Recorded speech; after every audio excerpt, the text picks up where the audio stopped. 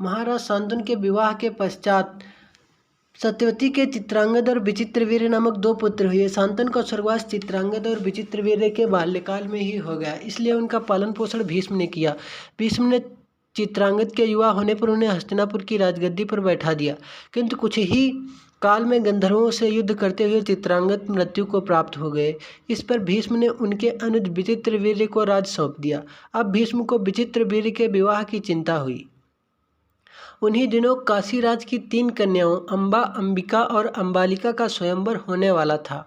उनके स्वयंवर में जाकर अकेले ही भीष्म ने वहां आए समस्त राजाओं को परास्त कर दिया और तीनों कन्याओं का हरण करके हस्तिनापुर ले आए।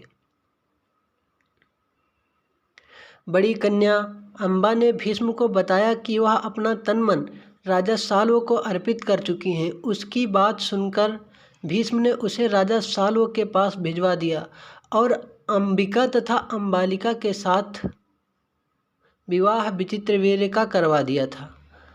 राजा साल्व ने अंबा को ग्रहण नहीं किया। उनका कहना था कि वह हारी हुई वस्तु स्वीकार नहीं करता, अतः वह हस्तिनापुर लौट कर आ गई और भीष्म से बोली, हे आर्य, आप मुझे हार कर लाए हैं, अतः आप मुझसे विवाह करें। किंतु भीष्म ने अपनी प्रतिज्ञा के कारण उनके अनुरोध को स्वीकार नहीं किया। अंबा रुष्ट होकर परशुराम के पास गई और उनसे अपनी व्यथा सुनाकर सहायता मांगी। परशुराम ने अंबा से कहा, हे देवी, आप चिंता न करें, मैं आपका विवाह भीष्म के साथ करवाऊंगा। परशुराम ने भीष्म को बुलावा भेजा, किंतु भीष्म उनके पास नहीं गए। इस पर क्रोधित होकर परशुराम भीष्म के पास पहुंचे और दोनों वीरों में भयानक युद्ध छिड़ गया। दोनों ही अभूतपूर्व योद्धा थे, इसलिए हार जीत का निर्णय नहीं हो सका। अंततः देवताओं ने हस्तक्षेप करके इस युद्ध को रुकवा दिया। अंबा निराश होकर वन में तपस्या करने चली गई। विवाहोपरांत विचित्रवीर्य अपनी दोनों रानियों के साथ भोग विलास में रत हो गए, किंतु दोनों ही रानियों से उनकी कोई संतान उत्पन्न नहीं हुई और वे क्षय रोग से पीड़ित होकर मृत्यु को प्राप्त हो गए। अब कुल नाश होने के भय से सत्यवती ने एक दिन भीष्म से कहा, पुत्र, इस वंश को नष्ट होने से बचाने के लिए मेरी आज्ञा है कि तुम इन दोनों रानियों से पुत्र उत्पन्न करो। माता की बात सुनकर भीष्म ने कहा, माता, मैं अपनी प्रतिज्ञा किसी भी स्थिति में भंग नहीं कर सकता। यह वह सुनकर माता सत्यवती को अत्यंत दुख हुआ।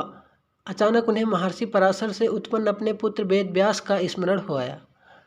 स्मरण करते ही वेदव्यास वहां उपस्थित हो गए। सत्यवती उन्हें देखकर बोली, हे पुत्र, तुम्हारे सभी भाई निसंतान ही स्वर्गवासी हो गए, अतः मेरे वंश को नाश होने से बचाने के लिए मैं तुम्हें आज्ञा देती हूँ कि तुम उनकी पत्नियों से संतान उत्पन्न करो। वेदव्यास उनकी आज्ञा मानकर बोले, माता, आप उन दोनों रानियों से कह दीजिए कि वे 1 वर्ष तक नियम व्रत का पालन करते रहें, तभी उनको गर्भधारण होगा। 1 वर्ष व्यतीत हो जाने पर वेदव्यास सबसे पहले बड़ी रानी अंबिका के पास गए। अंबिका ने उनके तेज से डर कर अपने नेत्र बंद कर लिए। वेदव्यास लौटकर माता से बोले, माता, अंबिका का बड़ा पुत्र तेजस्वी पुत्र होगा, किंतु नेत्र बंद करने के दोष के कारण वह अंधा होगा। सत्यवती को यह सुनकर अत्यंत दुख हुआ और उन्होंने वेदव्यास को छोटी रानी अंबालिका के पास भेजा। अंबालिका वेदव्यास को देखकर भय से पीली पड़ गई। उसके कक्ष से लौटने पर वेदव्यास ने सत्यवती से कहा, माता, अंबालिका के गर्भ से पांडु रोग से ग्रसित पुत्र होगा। इससे माता सत्यवती को और भी दुख हुआ और उन्होंने बड़ी रानी अंबालिका को पुनः वेदव्यास के पास जाने का आदेश दिया। इस बार बड़ी रानी ने स्वयं न जाकर अपनी दासी को वेदव्यास के पास भेजा। दासी ने आनंदपूर्वक वेदव्यास के साथ भोग विलास किया। इस बार वेदव्यास ने माता सत्यवती के पास आकर कहा, माते, इस दासी के गर्भ से वेदांत में पारंगत अत्यंत नीतिवान पुत्र उत्पन्न होगा। इतना कहकर वेदव्यास तपस्या करने चले गए। समय आने पर अंबिका के गर्भ से जन्मांध धृतराष्ट्र, अंबालिका के गर्भ से पांडु रोग से ग्रसित तथा दासी के गर्भ से धर्मात्मा विदुर का जन्म हुआ। इस प्रकार इन तीनों भाइयों का जन्म हुआ।